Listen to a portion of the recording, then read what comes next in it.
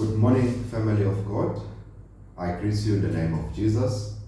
We thank God for yet another beautiful day that He has given us. Today, I'd like us to reflect on the scriptures from the Eucharistic service, Isaiah 65, verse 17 and 18 especially. And it reads, "For behold, I create a new heavens and the earth, and the former shall not be remembered or come to mind." God always is in the business of doing new things.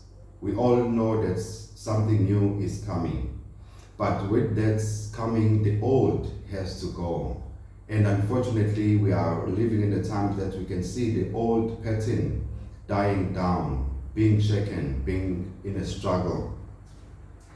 A mother, when she is about to give a child, to give birth, she knows that something new is coming, but she goes through sometimes the pain of feeling anxiety, worry, and the likes. Even us these days, there is that anxiety, not knowing what is going to happen. Some of us are worried about this virus. Am I having it now? Are my children are going to have it? But the truth is, God is going to protect us. God is going to shield us from this disease.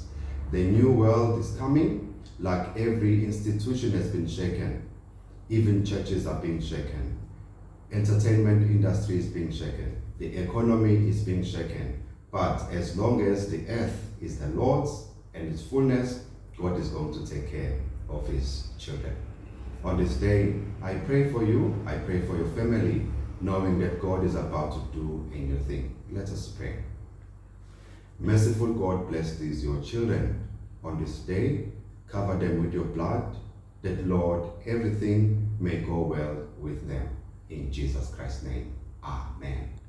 Now, please don't forget, tonight, 7 p.m., we are putting down everything and we are praying together as the family of God using at least page 54 of our prayer book. God bless you. Amen.